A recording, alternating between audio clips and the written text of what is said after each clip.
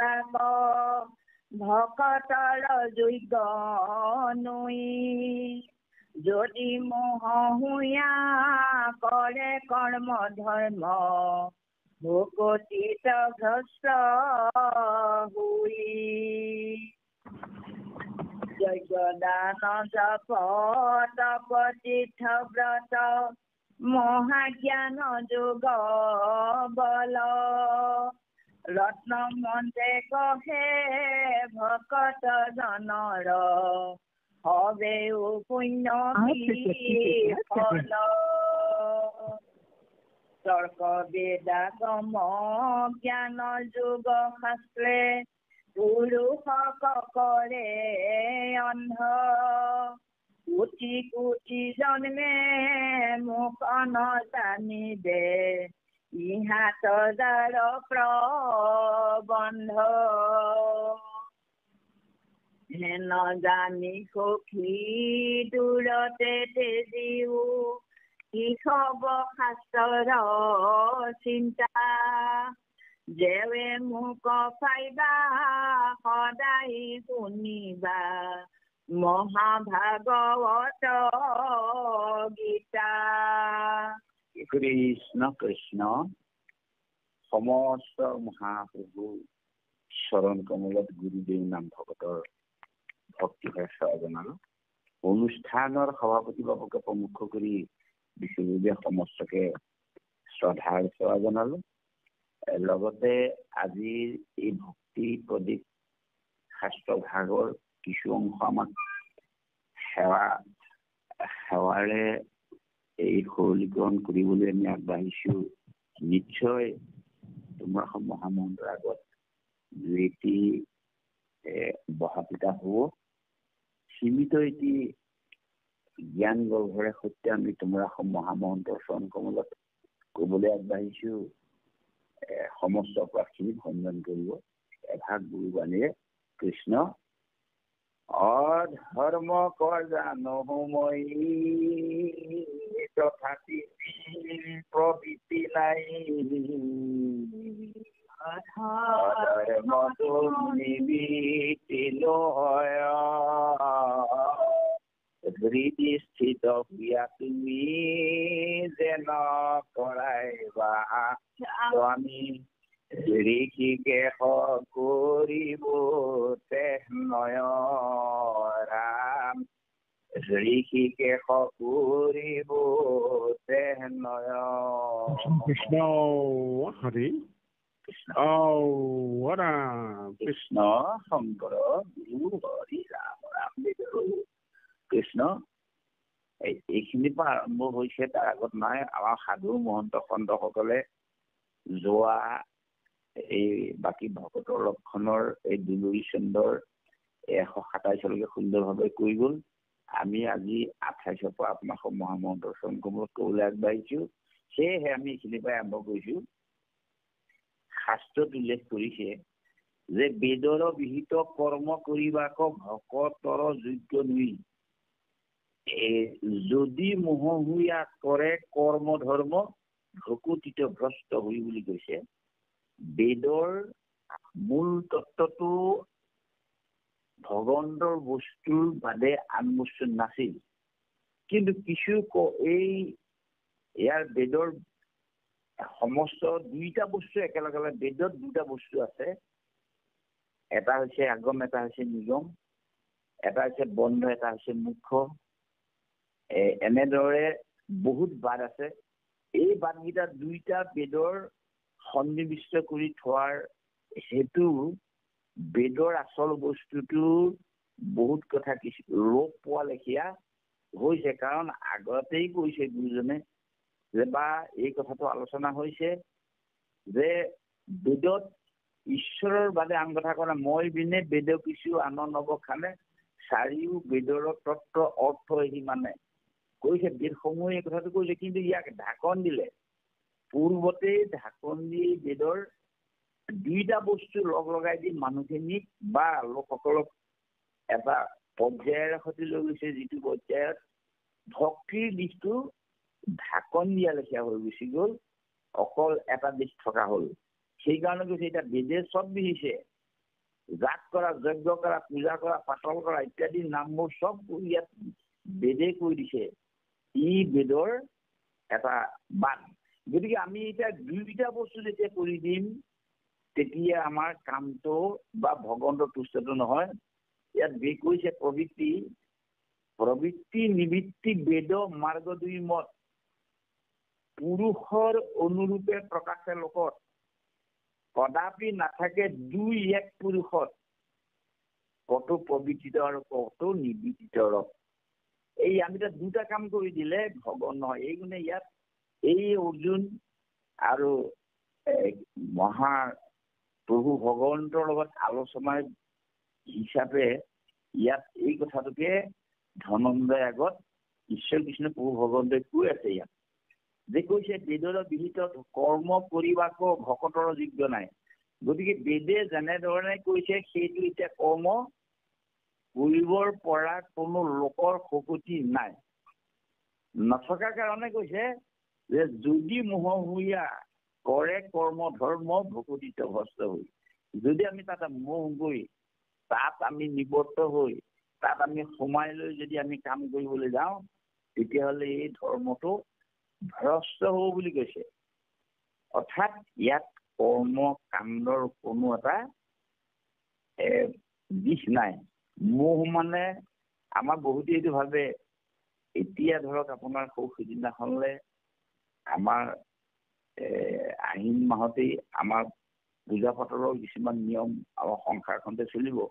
তাত অনেকখিনি দেৱ দেৱীক পূজা কৰাৰ অৰ্থে বহুত জন্তু জীৱ বা বহুত তেনেকুৱা লোকসকলক তাত মানে কৰ্মকাণ্ডৰ মতে বলি দিয়া প্ৰথা এটা চলিব। কিন্তু এইখিনি আমিও আকৌ আমাৰ ঘৰত কিবা আলহী আহুকাল হৈছে বুলি ভাবি আমিবিলাকো তেনেকুৱা এটা কাম কৰিবলৈ আগবাঢ়িছে আমি নহয়। বা যাবৰ কিছুমান লোক গৈ থাকে, এইটো যাবলৈ মানা কৰিছে, এইটো মোহমূয়া। যদি আমি মহাচন্ন হৈ তাত কৰি আমি এই ক্ষুদ্ৰ দেৱতাক পুজি আমি আচল কৃষ্ণ ঈশ্বৰ কৃষ্ণ প্ৰভুক আমি বাদ হৈ থাকো তেতিয়াহ'লে আমাৰ কাম এটাও নহ'ব। সেই কথাটো সুন্দৰকে প্ৰভু ভগৱন্তই অৰ্জুনৰ যোগেদি আমালৈ এই বাৰ্তাটো দি দিছে।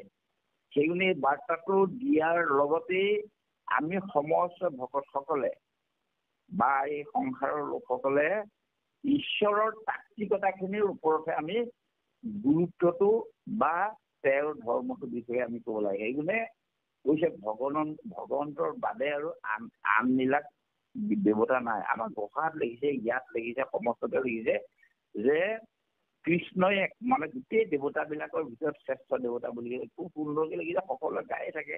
আমি তেনে সৰুকে ধৰিলো আমাৰ এইটো হ'ব যে কৃষ্ণ একদেৱ দুখ হাৰি, হয়নে বাৰু?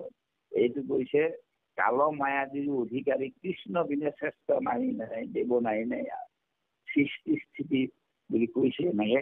গতিকে এই কৃষ্ণৰ বাদে আন দেৱতাবিলাক আমি পুজিব নালাগে।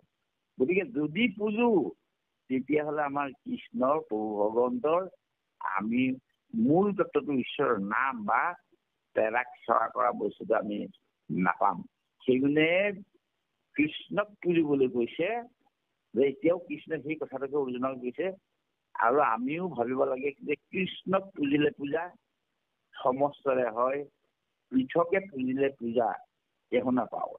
গতিকে নোপোৱা কথাটোলৈ আমি কোনোদিন যাব নালাগে। সেইকাৰণে আদি সত্য যুগে শুদ্ধ ধৰ্ম আছিল এক মাত্ৰ হৰিনাম দেৱ সবে গুপ্ত কৰিলে কৰি কপট হেন হৰিনাম ব্যক্ত কৰি সমস্ত লোকক উদ্ধাৰিলা শ্ৰীমন্ত শংকৰে ভাঙিলা সমাজ পথ। এইটো উল্লেখ কৰি থৈছে বা হৈছে। আৰু সেইজনে আমাৰ এক দেও এক সেউ এক অবিনে নাই কেউ। মহাপুৰুষ মাধৱদেৱ দুয়োজনে আমাক গুৰু অতিমাত দেখি দিছে যে এক শৰণ হৰি নাম ধৰ্ম ৰাজা কৰপৰতা। গতিকে কৰ্মত আমাক বশীভূত হবলৈ মানা কৰি এই কথাটোকে ইয়াত কৈছে। যদি মোহ হৈ পেলাই আমি কৰ্মকাণ্ড কৰি যাওঁ তেতিয়াহ'লে আমাৰ ধৰ্মটো ভ্ৰষ্ট হৈ যাব।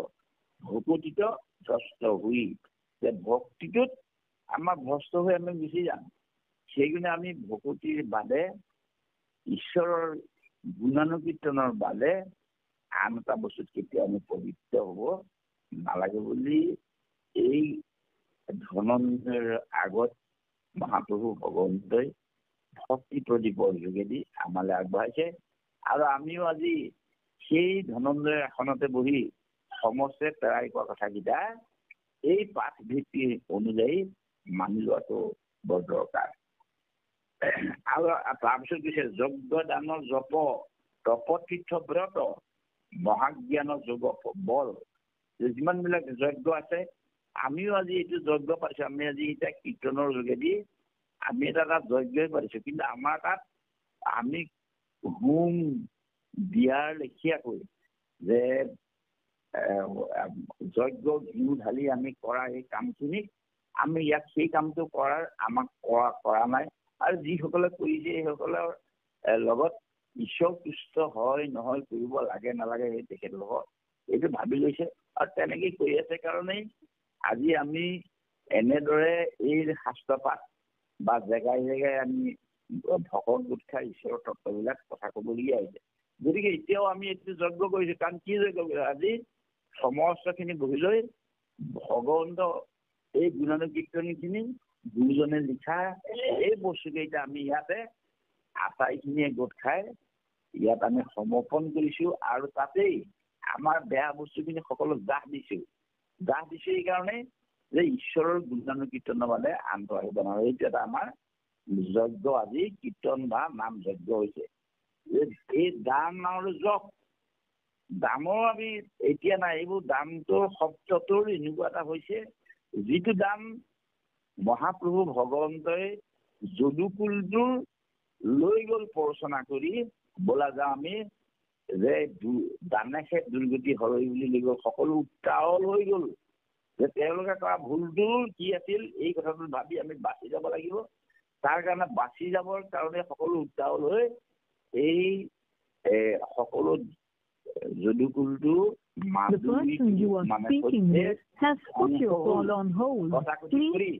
গতিকে সেই কথাটোতে কৈছে যে ই দান, কিন্তু আমাৰ দান হৈছে গুৰুজনে দিয়া হৰি ভক্তি দান দিয়া জগতক পাৰিলা সংসাৰত, কিন্তু আমাক এইটো কৈছে। গতিকে এই এনেধৰণৰ এইবিলাক যিমানবিলাক তপ আছে, তীৰ্থ আছে, ব্ৰত, এইবিলাক এটাও বস্তু আমাৰ নাই। গতিকে তপো নাই, তীৰ্থও নাই। এই কথাটো আমাৰ কীৰ্তনটো পাইছো যে কি বুলি কৈছে, আমি যেতিয়া জলত শুদ্ধ হৈ আমি ধুইছো, তীৰ্থ বুলি কৰে জলত শুদ্ধি, প্ৰতিমাত কৰে দেৱতা বুদ্ধি, বৈষ্ণৱত নাই ঈশ্বৰ গতি, গৰুটো অধৰ্ম কৃষ্ণ পদ্ধতি। গতিকে আমাৰ সেইটো তীৰ্থও নাই। আজি আমি তীৰ্থ কৰিছো এয়া সকলোৱে গোট খাই ইয়াতে বহি সমস্তে আমি এইখন দ্বিতীয় বৈকুণ্ঠত পৰিণত কৰি এই বৈকুণ্ঠপুৰীত আমি যি শ্ৰৱণ কীৰ্তন কৰি যি আলাপ আলোচনাৰে সৈতে আজি ভগৱন্তৰ তত্ত্বৰ কথা আমি পতা হৈছে, এইখিনিয়ে আমাৰ হ'ল তীৰ্থ। ইয়াতকে আৰু বেলেগ গা ধোৱা তীৰ্থটো নাথাকে।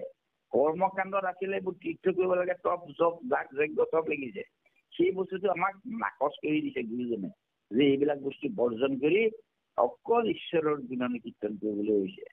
সেই তদ্ৰূপ ব্ৰতো কৈছে যে ব্ৰত কৈছে আমাৰ মহাপুৰুষ মাধৱদেৱে এটা শাৰীতে কৈছে, নহো জানা আমি চাৰি জাতি চাৰি আশ্ৰমী নহো আতি নহো ধৰ্মশীলত দান ব্ৰত তীৰ্থগামী।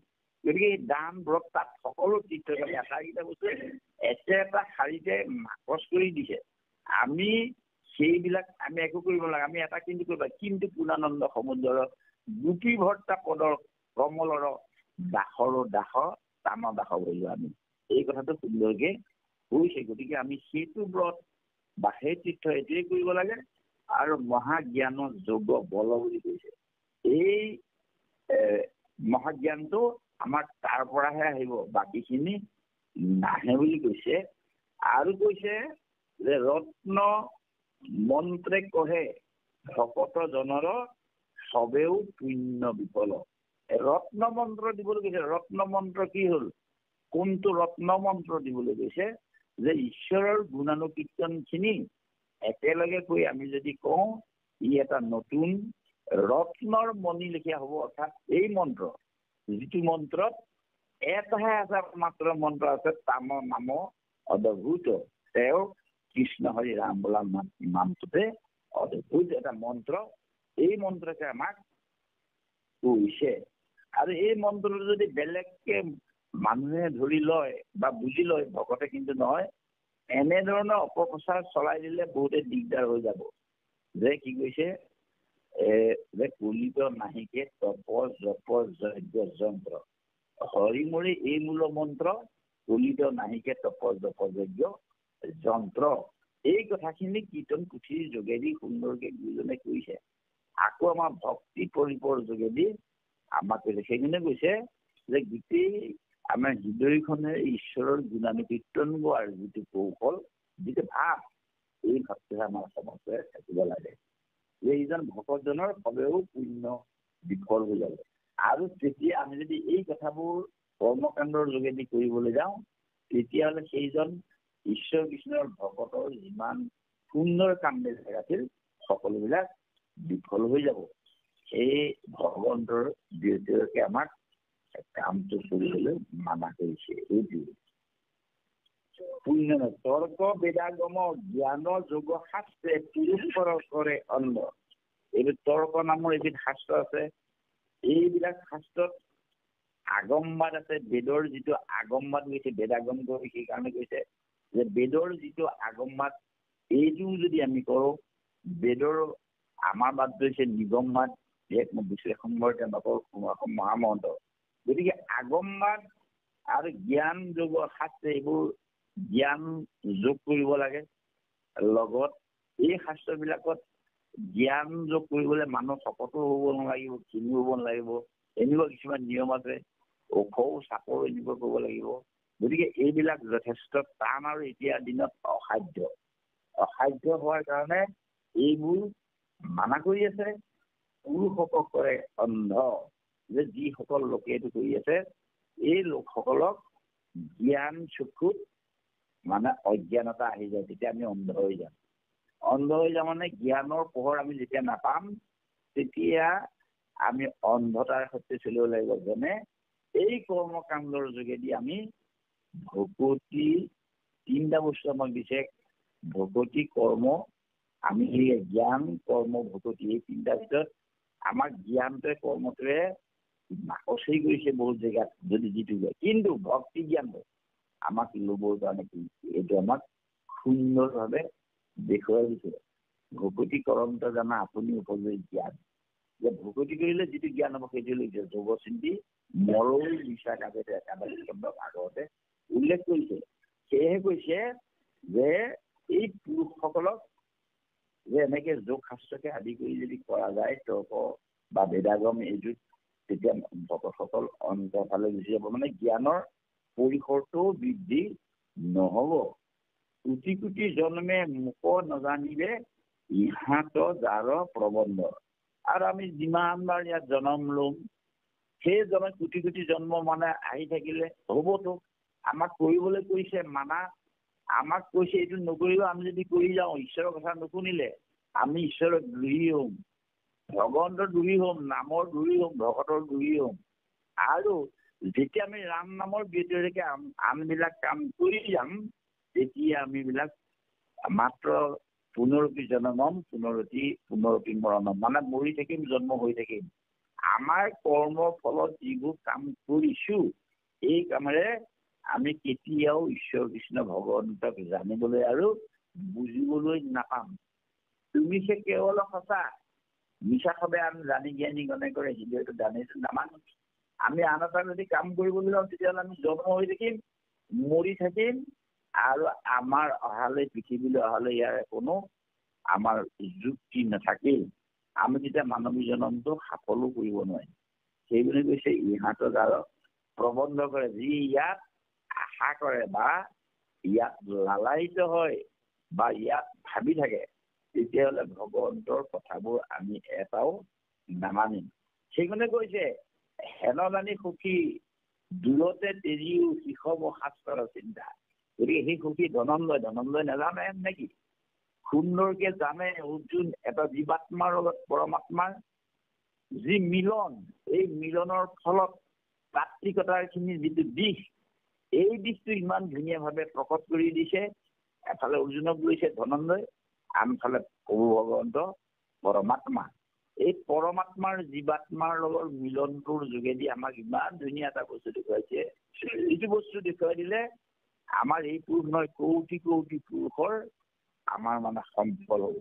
এই কৌটি কৌটি পুৰুষৰ সম্পলটোকে আমাক দেখুৱাই কৈছে, এইবোৰ তুমি অৰ্জুন দূৰতে তুমি এৰি দিয়া, তুমি আঁতৰতে থৈ দিয়া, ইয়াক কেতিয়াও আহিব নিদিবা।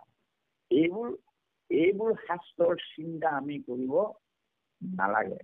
এইবোৰ শাস্ত্ৰ আচলতে সকলোকে নি কৰবাত পেলাই দিব। এইবোৰ বহুত বেলেগ বেলেগ শাস্ত্ৰ আছে, এই শাস্ত্ৰৰ লগত মিল নহব।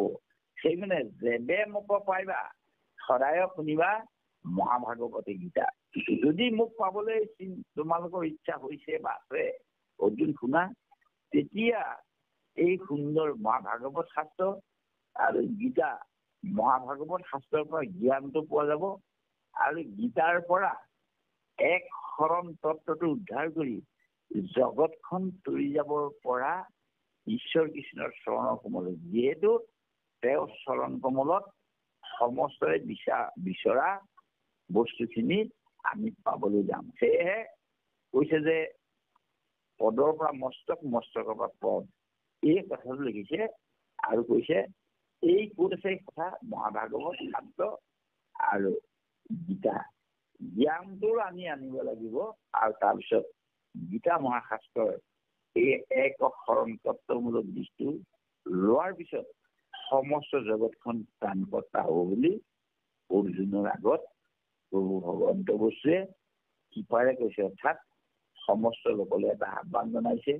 সমস্ত ভকত ভাগৱত তথা জগতলৈ এটা তেখেতে বাণী দিছে, যে যিটো বাণী ভকতি প্ৰদীপৰ যোগেদি গুৰুজনে আমাক জনাই দিছে। এইজনে তোৱা গুণ নাম ভকতি প্ৰদীপ চাওঁ ৰাম ৰাম। গতিকে তোমাৰ গুণৰ নামৰ যোগেদি আমি সকলোৱে এই ভক্তি প্ৰদীপৰ এই বন্দি গছৰ যোগেদি আমি যাতে তাত্বিকতাৰ সৈতে প্ৰভু ভগৱন্তৰ দৰ্শন কৰিবলৈ পাওঁ। কৃষ্ণ কৃষ্ণ। হেন বা বুলিবা আপোনাক শ্ৰেষ্ঠ, ঘোষণা তুমি আপুনি উপনিষদৰ মতে সাক্ষী, কহোতা কথা শুনি আন দেৱ ধৰ্ম সবে মায়াময়, জানিয়াতে দিও তাক মোক বেদ মন্ত্ৰে যেন স্তুতি কৰে, শুনা সখী বেদ বাক। যিটো পৰম ব্ৰহ্ম পুৰুষ পুৰাণ, সদানন্দ নিৰঞ্জন, ক্ষণেকে জগত সদে যিটো দেৱ, ক্ষণেকে কৰে উচ্ছন্ন। যিটো একমাত্ৰ জগতৰ স্বামী, যাৰ কৃষ্ণ হেন নাম, একলে সকল জগত প্ৰকাশে, চৰণে তানে প্ৰণাম। যাহাৰ মায়াত বিমোহিত ইয়াতি, জগতৰ যিটো জীৱ, ভকত বৎসল নিৰ্মল নিশ্চল, যিটো দেৱ সদা শিৱ। ব্ৰহ্মাদি পূজিতো চৈতন্য পৰান্ত, পৰম ঈশ্বৰ দেৱ, সমস্তে প্ৰাণীক প্ৰকাশন্তে আছে, তাহাকে সে কৰো সেৱ।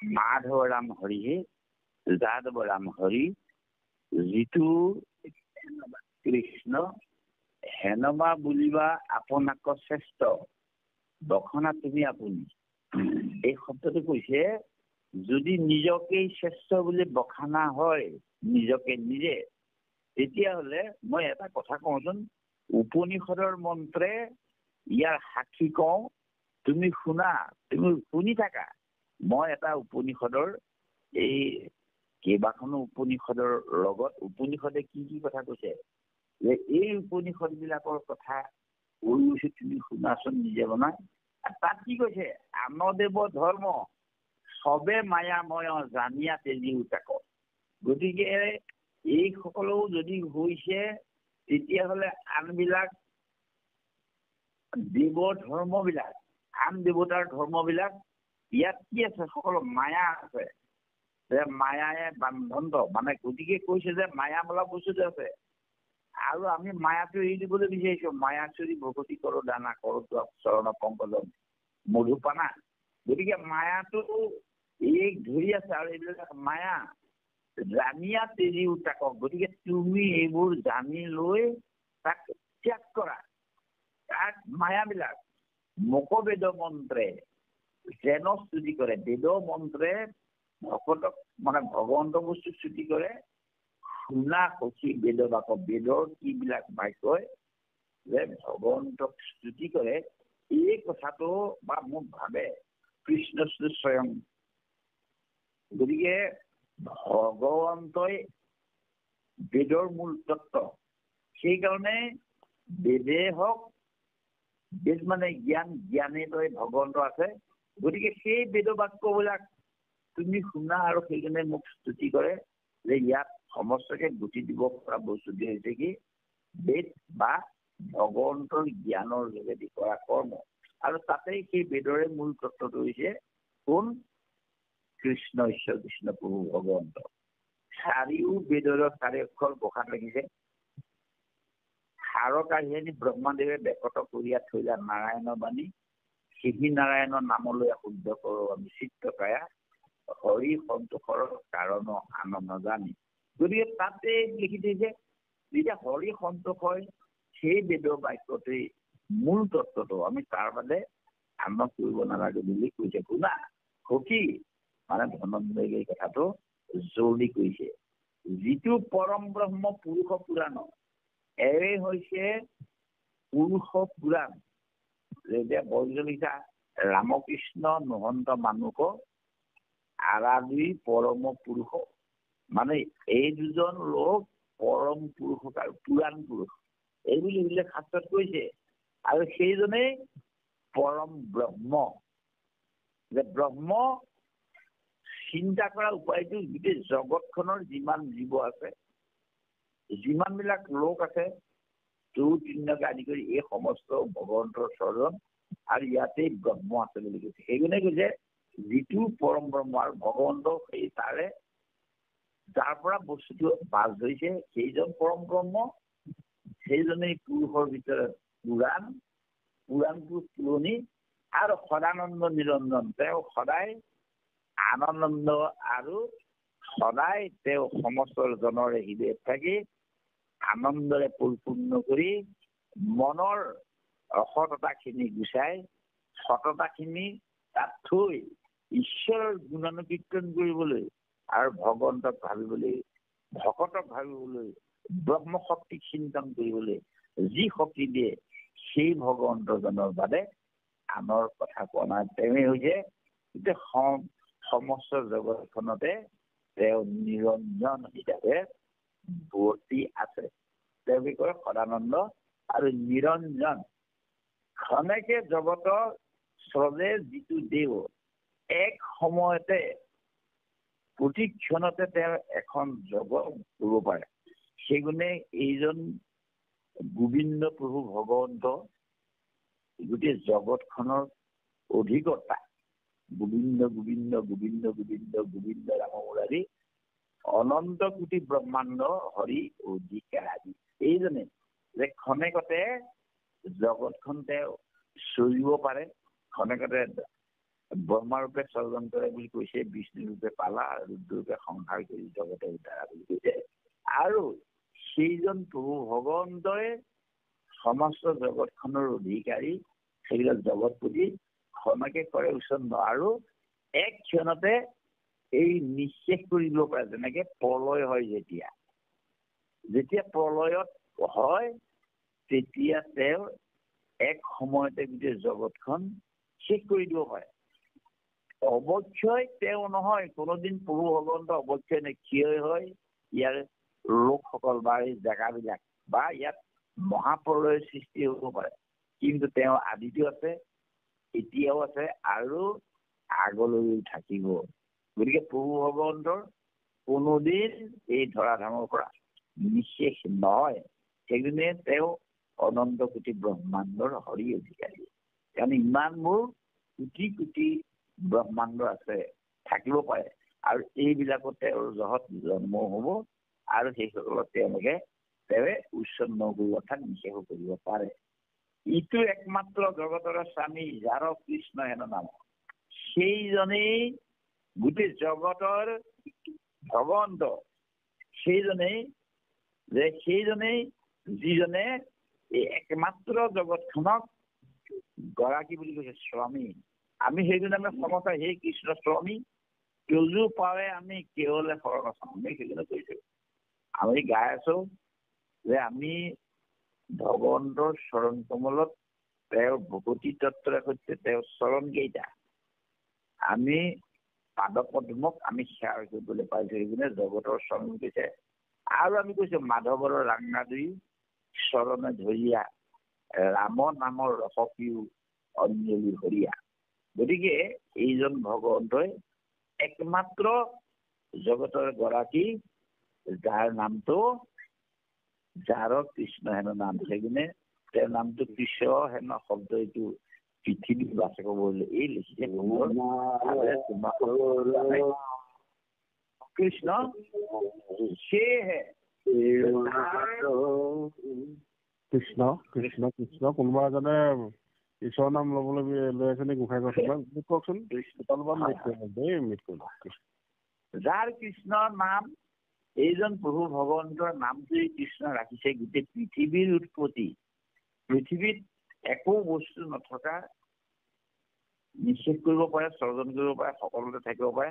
এই কৃষ্ণ নামৰ মহত্বখিনি, ইয়াৰ তাত্বিকতাখিনি সমস্তজন ভকতেও জানে আৰু কৈ থাকে সদায়। গতিকে এইজনৰ নামটো হ'ল কৃষ্ণ বুলি কৈছে, জগতৰ স্বামী, একলে সকলে জগত প্ৰকাশে।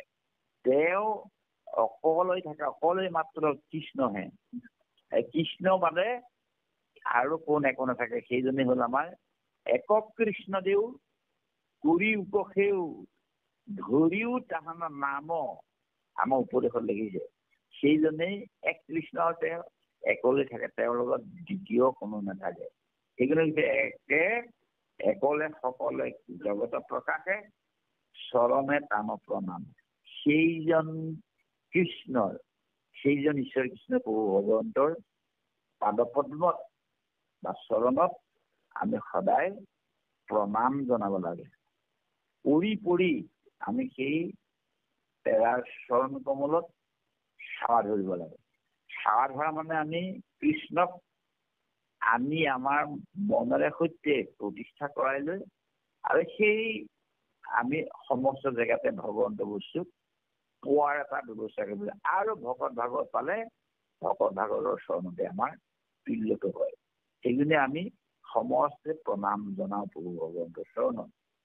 যাহাৰ মায়াত বিমোহিত আতি জগতৰ যিটো জীৱ, আৰু তাৰ মায়াত আমি যিমানবিলাক জীৱ আছো, এই জীৱবিলাক আমি বিমোহিত হৈ আছো, তাতে মোহিত হৈ আছো।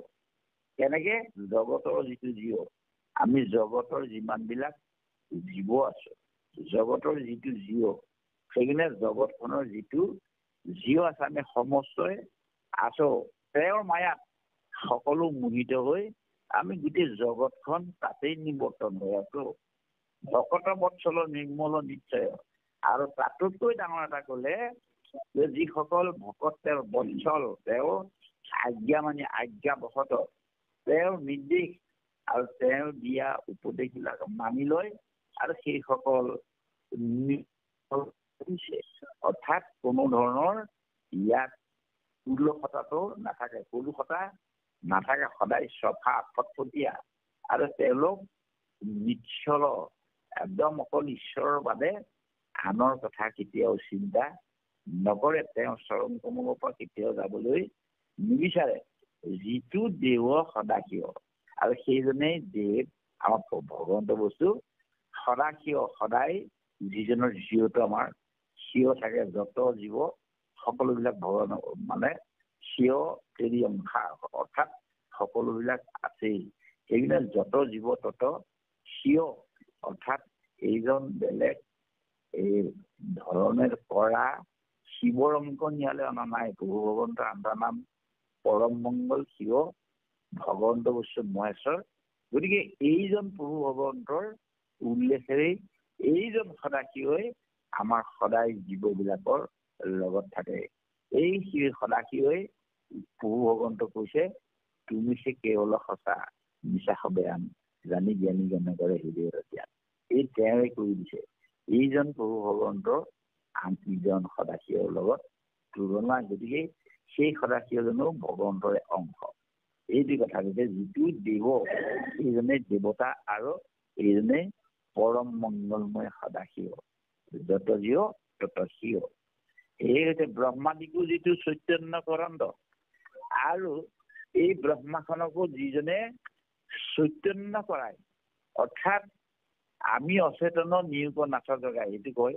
গতিকে অচেতন বিলাকক চৈতন্য কৰা এই গুণটি হ'ল প্ৰভু ভগৱন্তৰ লগত থকা ঐশ্বৰিকতা, ঈশ্বৰৰ তান্ত্ৰিকতা খিনি। যে ব্ৰহ্মাকে আদি কৰি যিমান বিলাক আছে প্ৰাৰ্থনা আদি কৰি আছো আমি, এইসকল অচেতনত পৰি থকা লোকসকলক চৈতন্য কৰি জগাই নিয়ে। মানে কি চৈতন্য কৰে?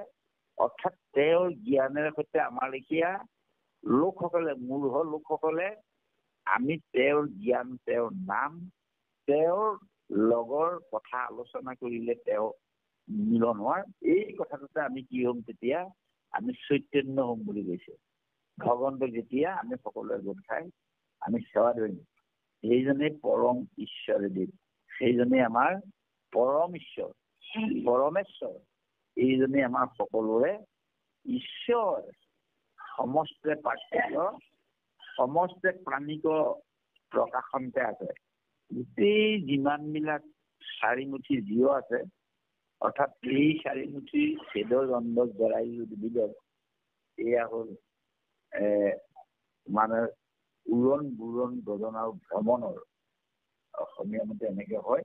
গতিকে এনেকেই থকা সমস্ত প্ৰাণীকে তেওঁ সমস্ততে প্ৰকাশ হৈ আছে, সকলোৰে হৃদয় কমলত প্ৰৱেশ কৰি আছে। তাহাক একে কৰ সেৱ, সেইজন পৰম ব্ৰহ্মক এই জীৱ জগতৰ যিমান বিলাক আছে সমস্তে ভগৱন্তকে সেৱা কৰিব লাগে বুলি শাস্ত্ৰই কৈছে। এতিয়া গতিকে আমাক কিমান সুন্দৰভাৱে অৰ্জুনৰ আৰু কৃষ্ণৰ এই কথাখিনিৰ মাজেদি আমাক যেতিয়া ইমান কথা কৈছে, তাৰপিছত বেলেগ কথাখিনি আমি যেতিয়া কৰ্মৰ যোগেদি এইটো বস্তু ধৰাব, তেতিয়া নিশ্চয় আমি নিৰীক্ষাত আমি বেলেগ পথলৈ যোৱা খাটাং হৈ যাব। কাৰণ তেতিয়া আমি ঈশ্বৰক এই আন কাম কৰিলে আমি অন্ধ যে হ'ম, আগতে উল্লেখ কৰিছে। আৰু চৰ্বিত চবত নকৰো, মাত্ৰ কৈছো ঈশ্বৰৰ বাদে আন বস্তুত আমি কেতিয়াও আশ্ৰয় ল'ব নালাগে। এই কথাটো খাটাং কৰিছে কৃষ্ণ।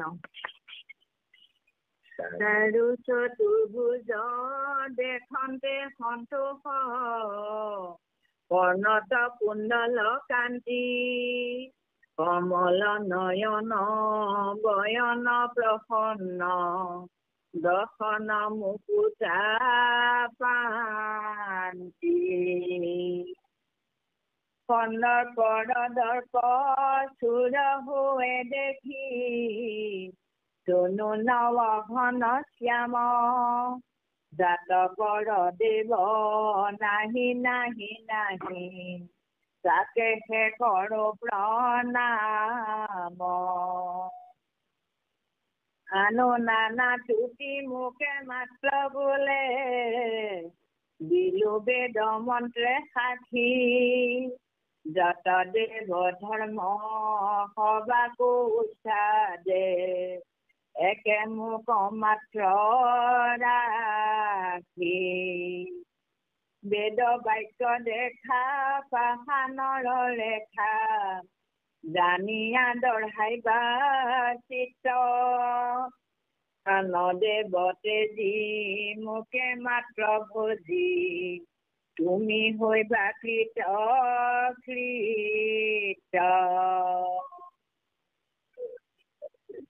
কৃষ্ণ মাধৱ ৰাম হৰি যাদৱ ৰাম হৰি কৃষ্ণ কৈছে চাৰু চতুৰ্ভুজ দেখন্তে সন্তোষ কৰণত কুণ্ডল কান্দি যে সমস্ত প্ৰাণীবিলাকত যেতিয়া প্ৰকাশ আছে কেনেকে প্ৰকাশ আছে এটা আমাক ৰূপ দিছে যিটো ৰূপ ভকতসকলে সদায় পুৱা গধূলি চিন্তনত প্ৰকাশিত হৈ থাকে আৰু সেই প্ৰকাশিত হোৱা ঈশ্বৰ কৃষ্ণ প্ৰভু ভগৱন্তজনে তেওঁৰ এই চাৰু শব্দ চাৰু কলাৰে সৈতে তেওঁৰ ভোজকেইটা ইমান সুন্দৰ এইটো চাৰু কলা কয় এইটো কলা আছে মানে ইমান সুন্দৰভাৱে তেওঁ বাহুকেইটা বনাইছে বা ভগৱন্তৰ সেই বাহুকেইটা হৈছে এই কথাটো ভগৱন্তৰ বাবে আনৰ নাথাকে সেইকাৰণে চাৰিও বাহু চাৰু কলাৰ আকাৰেৰে সৈতে দেখন্তে সন্তোষ দেখিবলৈ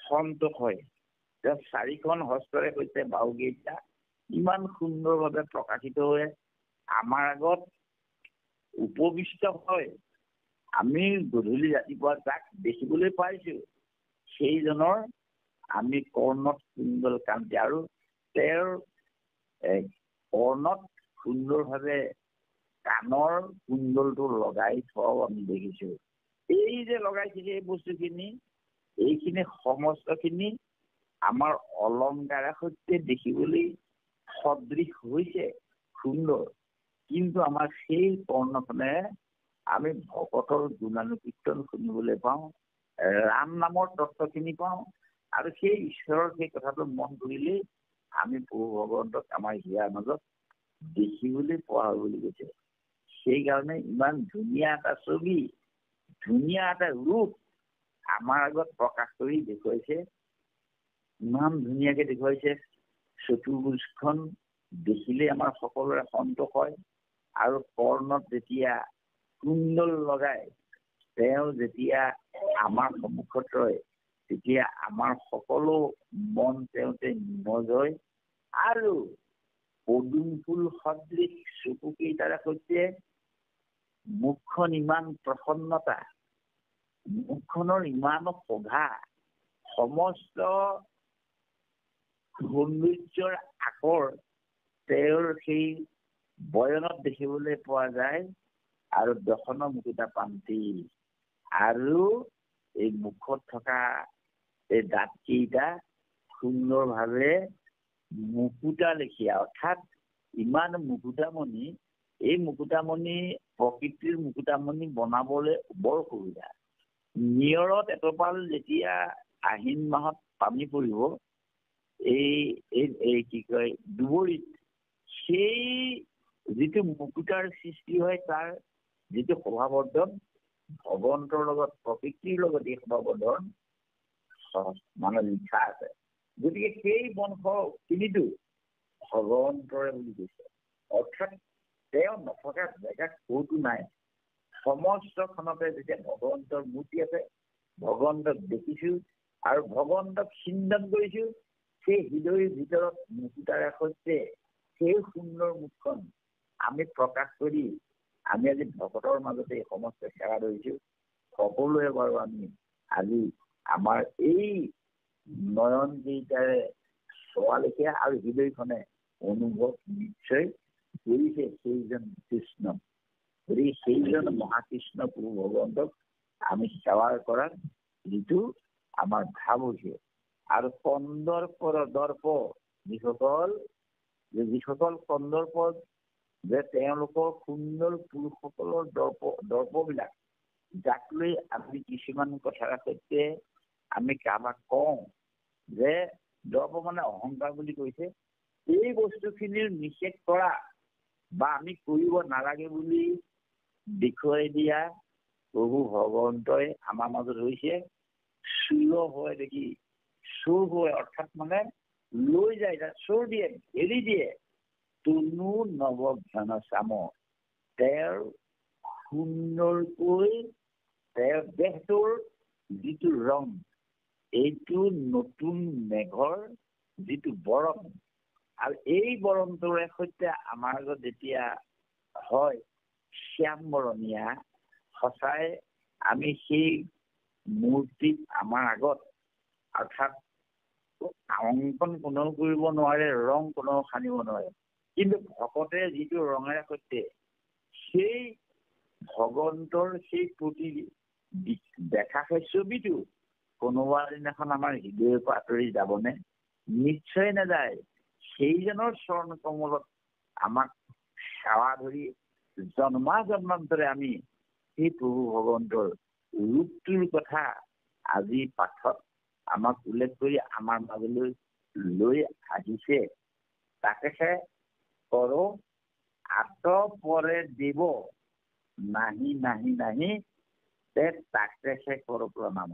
গতিকে সেইজন দেৱতকৈ আৰু কোনো নাই, সেইজনকে আমি কি কৰিছো মানে প্ৰণাম কৰিবলৈ কৈছে। য'ত নাথাকে সেইজনেই আমাৰ দেৱতা, পৰম ঈশ্বৰ কৃষ্ণ প্ৰভু ভগৱন্ত। সেইকাৰণে নাহি নাহি নাহি আমি তিনিটা লৈছো, যে তিনিবাৰ আমি সত্যষাৰে কৈছো নাই নাই নাই, অৰ্থাৎ নাহি নাহি নাহি, গুৰুজনো নাহি আৰু প্ৰভু ভগৱন্তৰ নাহি। সেইজনৰ নাই তাকে শেষৰ প্ৰণাম, আৰু আমাৰ কোনো ইয়ালৈ দ্বিতীয়জন আহিব নোৱাৰে। এই বাক্যৰে আমি এটা মহান অনুষ্ঠানৰ যোগেদি, মই লগতে এটা অনুষ্ঠানৰ কথা কৈ যাব এইকাৰণে কৈছো, মানে আমাৰ অনুষ্ঠানটো অৰ্থাৎ শ্ৰীমন্ত শংকৰদেৱ সংঘৰ নামৰ এই মহান অনুষ্ঠানটোৰ যোগেদি এই ইমান সুন্দৰ ব্যৱস্থাৰ সৈতে আমাক কিছুমান বস্তু দিছে, যিবোৰ বস্তু আমাৰ যিসকল উত্তৰ পুৰুষসকলে যিসকলে ইয়াক হাবি কাটি পৰিষ্কাৰ কৰি শাস্ত্ৰৰ তত্ত্বখিনি উলিওৱা মহান লোকসকল, আজি তেৰাসনচক এইখিনিতে আমি নিশ্চয় সোঁৱৰিব পাৰো। সেইসকলৰ যোগেদি আমি সুন্দৰ এটা অনুষ্ঠানত থাকি আজি আমি পুৱাই পুৱাই ব্ৰহ্মপুৱাতে সমস্তৰ লগতে সংযোগ হৈ এনেহেন ব্ৰহ্মময় ঈশ্বৰ কৃষ্ণ প্ৰভু ভগৱন্তৰ নৱ ঘনশ্যাম মূৰ্তি তাক চিন্তা কৰিবলৈ পাইছো। সেই অনুষ্ঠানটোৰ সমস্ত জনলৈ আমি এই ব্ৰহ্মপুৱাতে সেৱা সমস্ত জনাইছো বুলি আজি ইয়াতে ঘোষণাও হৈছে। সেইখিনি কৈছে নাহি নাহি নাহি, যেতিয়া নাই তেতিয়া আমাৰ আৰু এইটো হাতাংকিতিং কথা, আৰু ই শ্ৰেষ্ঠ কথা, আৰু ই আমাৰ পৰিষ্কাৰ। গতিকে আমি ভগৱন্তৰ কথা আমি নাখাওঁ। আনো নানা তুতি মোকে মাত্ৰ বোলে দিলো বেদ মন্ত্ৰ সাক্ষী। যে বেদবিলাকৰ মন্ত্ৰত আগতে কৈছো মন্ত্ৰ একত আনৰ নাম অধভূত কৈছে, এই ঘোষাত আছে যে সেই কৃষ্ণজনেই আমাৰ মন্ত্ৰটো একেজনহে আছে, অকল কৃষ্ণ। নামক এটা আছে হৰি ৰাম প্ৰভু ভগৱন্ত। গতিকে তাৰ বাদে আমাৰ আৰু তাত কোনো বস্তু নাই। ইয়াত বেদে কৈছে যে সেইগুণে মই কৈছো বা জনাইছিলো। ভগৱন্তই কৈছে আনো নানা তুতি, আৰু কিবা কিবি আমি স্তুতি প্ৰাৰ্থনা আমাৰ হৃদয়ৰ ভাৱ আমি প্ৰাৰ্থিছো ক'ত? ভগৱন্তৰ চৰণত।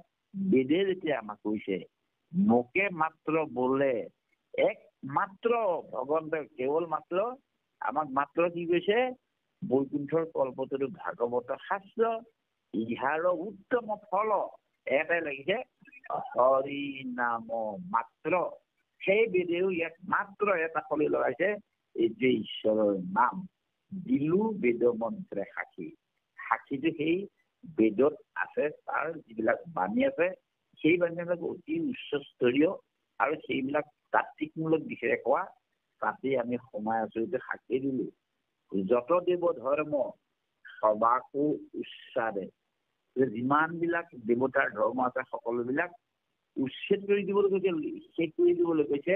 এতে মোক মাত্ৰ ৰাখি মাত্ৰ সেইটোকে কৈছে মই বিনে বেদে কিছু নবখানে চাৰিও বেদৰ তত্ত্ব ইমান সেইকাৰণে বেদৰ গুপুত বিত নাৰায়ণ দৈৱগীত সন্তা সাক্ষাতে ভৈলা বিদিত গতিকে সেইজন লোকেই মাতৃ হিচাপে প্ৰকৃতি হিচাপে দেখুৱালে যে যাৰ গাত এইজন প্ৰভু ভগৱন্তই আমি দেখাত কলি যুগত এনেকুৱা শাস্ত্ৰৰ সৈতে গৈছে সেইজনেই লোককে আমি হৰাই দেখি আছো যে বেদে বাক্য যাক কৈছে সবাকো উচ্চাৰে একে মাত্ৰ ৰাখি মাত্ৰ ভগৱন্তক ৰাখি আন্তনৰ সেইখিনি এক দেউ এক সেউ এক বিনে নাই কেউ কোনো নাই মাত্ৰ ঈশ্বৰ কৃষ্ণ ভগৱন্ত এইটোৱে ভগৱন্তই কবলৈ কৈছে কৃষ্ণ আৰু কৈছে বেদ বাক্য দেখা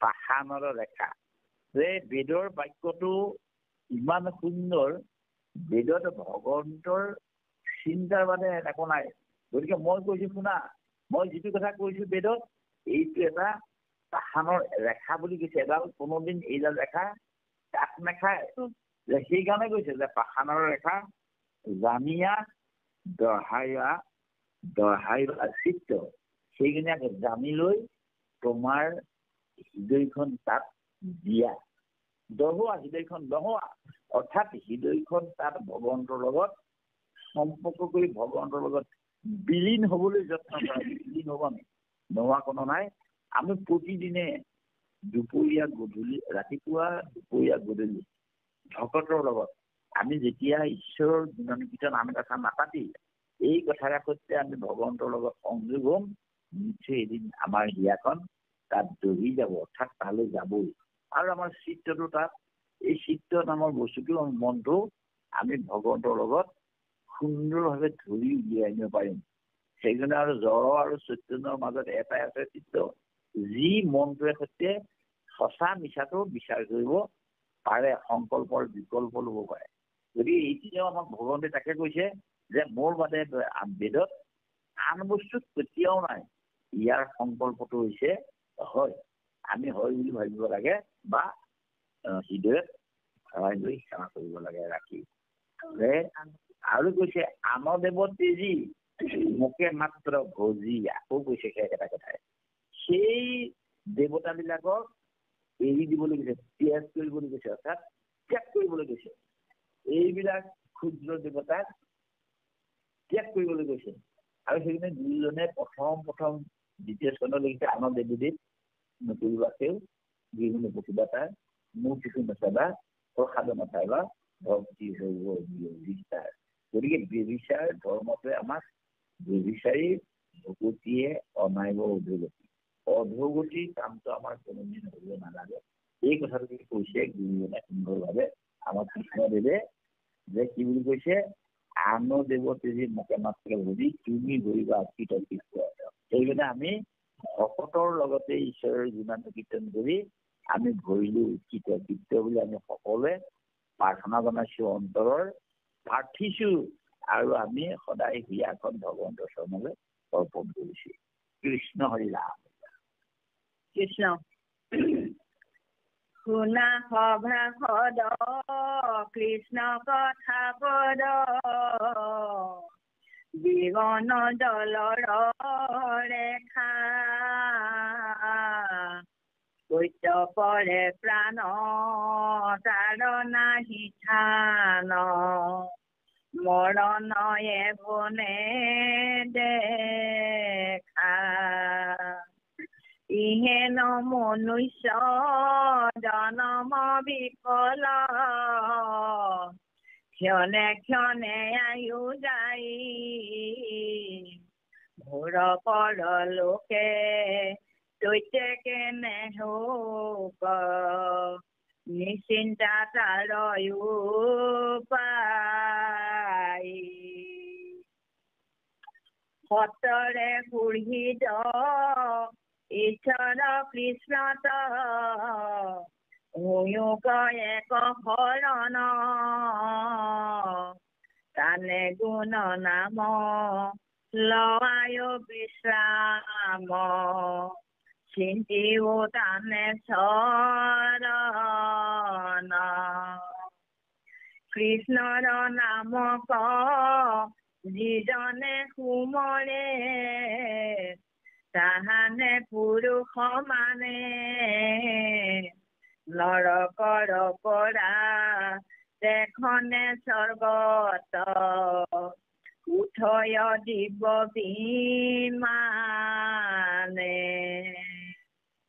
দধি দুগ্ধ মধু ধাৰায়ে বহুৱে পিতৃপিৱে পেট ভৰি তৰিলো বুলিয়া নাচয় অনেক আনন্দ কৰি পুত্ৰ সমে পাছে বৈকুণ্ঠ কচলে চতুৰ্ভুজ ৰূপ ধৰি কৃষ্ণৰ কিংকৰে কহে নিৰন্তৰে ডাকি বোলা হৰি হৰি ৰাম ৰাম ৰাম হৰি ৰাম ৰাম ৰাম। কৃষ্ণ কৃষ্ণ সুন্দৰভাৱে আজি এইখনলৈকে শেষ হ'ব হৈছে। যাই হওক, এতিয়া মহাপুৰুষ শ্ৰীমন্ত শংকৰদেৱ গুৰুজনাই এই জনগণৰ উদ্ধাৰৰ অৰ্থে ইমান সুন্দৰভাৱে এটি কথা কৈছে যে সেই সভাসদসকল তোমৰাসকলে শুনাচোন, যে যিজন কৃষ্ণৰ পদত আমি সেৱা ধৰিছো আৰু এই কৃষ্ণৰ পদত সেৱা ধৰিছো ঈশ্বৰৰ নাম গুণ কীৰ্তন কৰিবলৈ, কিন্তু আমাৰ জীৱনটো এটা জলত যেনেকৈ এডাল ৰেখা মাৰি আমি সৰল ৰেখাই হওক যি ৰেখাই হওক আমি জলত ৰেখা মাৰিলেই কেতিয়াও নাথাকে, অৰ্থাৎ মাৰিব নোৱাৰি। গতিকে আমাৰ জীৱনটো তেনেকুৱা।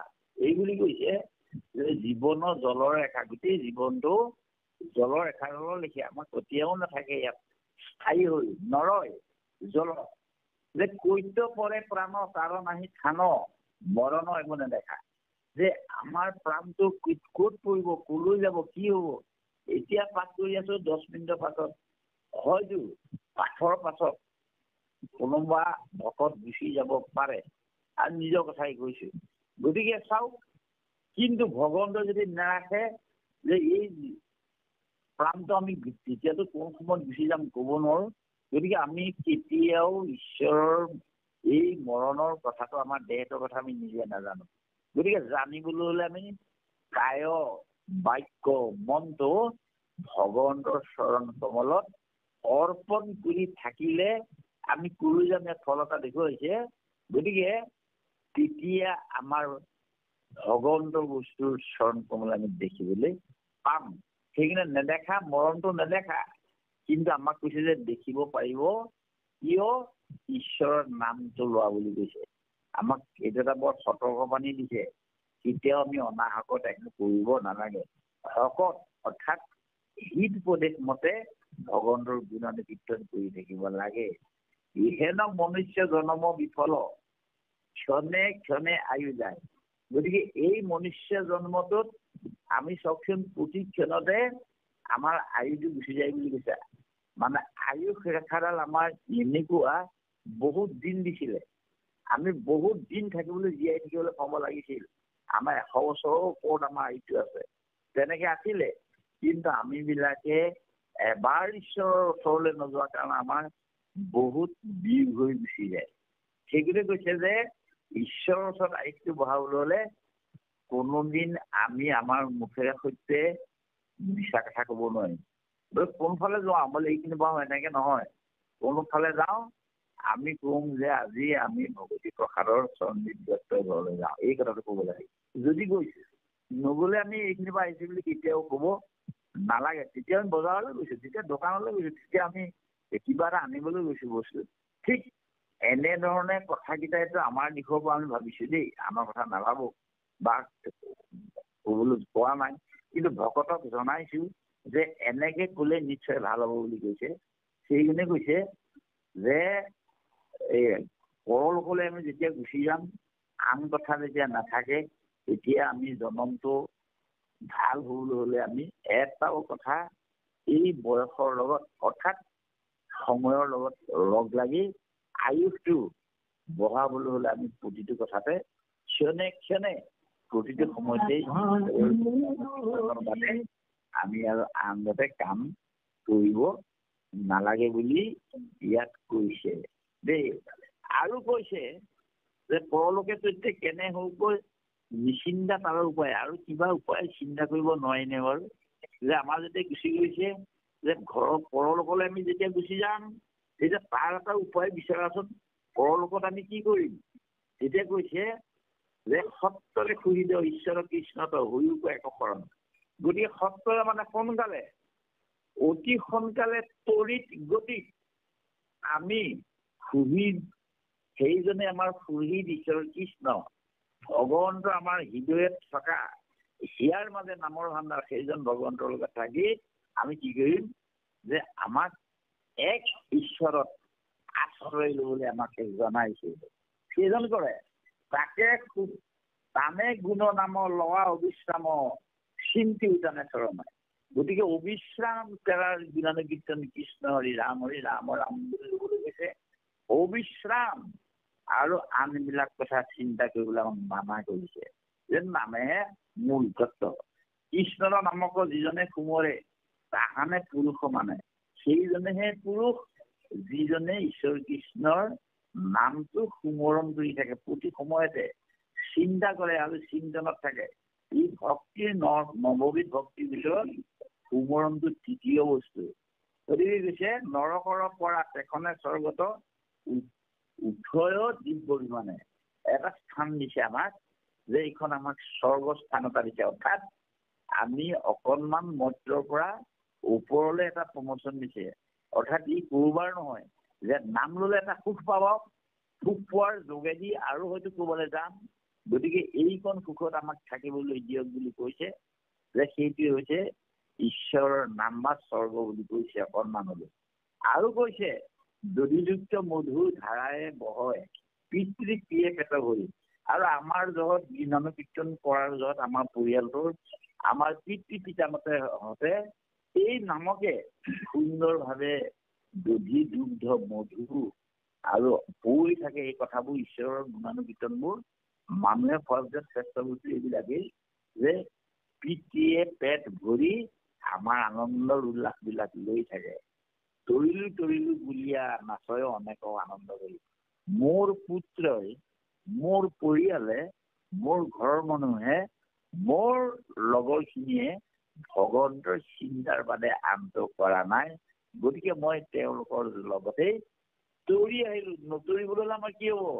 যে এজন যদি বংশত সুযোগ্য সন্তান থাকে, যাহাৰ বংশত থাকে বৈষ্ণৱ এক গুটি, তাহাৰ পুৰুষ উদ্ধাৰ হয় কোটি কোটি।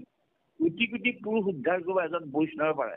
আৰু অবৈষ্ণৱ পুত্ৰ যদি থাকে বংশত, স্বৰ্গহন্তে, এই স্বৰ্গলৈ যাম বুলি যে কৈছিলে, স্বৰ্গহন্তে পিতৃক পেলাৱে নৰকত। গতিকে সেই পিতৃজনক স্বৰ্গৰ পৰা নৰকত পেলাই দিব। কিন্তু ইয়াত নহয়, ঈশ্বৰৰ নাম ল'লে স্বৰ্গৰ পৰা আকৌ লৈ পেলাই বৈকুণ্ঠলৈ যাব বুলি শাস্ত্ৰই কৈছে।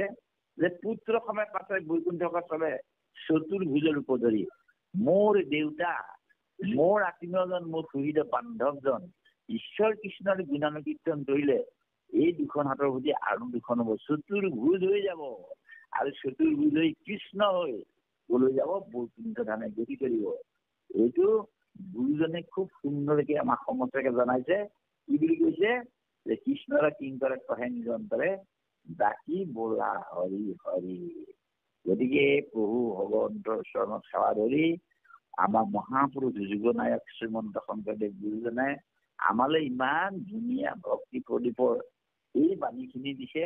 আৰু ভকত হোৱাৰ লক্ষণটো আৰু কেনেধৰণে ভকত হ'ব লাগে তাৰ গোটেই মানে ভাগবোৰ লিখি আমাৰ ভিতৰত কেনে ধৰণে কৰি ভগৱন্তৰ চৰণলৈ যাব পাৰি তাকে উল্লেখ কৰি আমাৰ এই সুন্দৰ ভাৱটো আজি আমি যি পাৰোঁ তাকে তোমাৰ মহামহন্তৰ চৰণত গৈ ইমানতে আমি এই ভাগৰ সামৰণি পৰিছে। বাপমস্ত আমি ৰাখিব পাৰিম নেকি? আপুনি দোহাই দিব।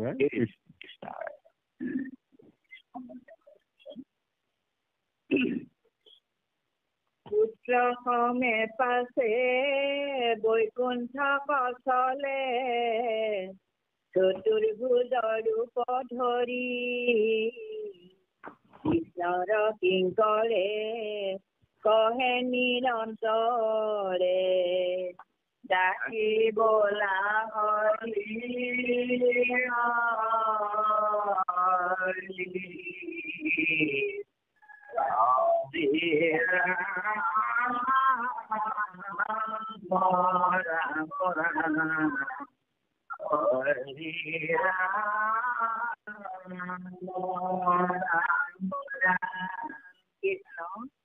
জয় ৰাম জয় ৰাম জয় নাৰায়ণ জয় নাৰায়ণ জয় কৃষ্ণ জয় কৃষ্ণ জয় জগত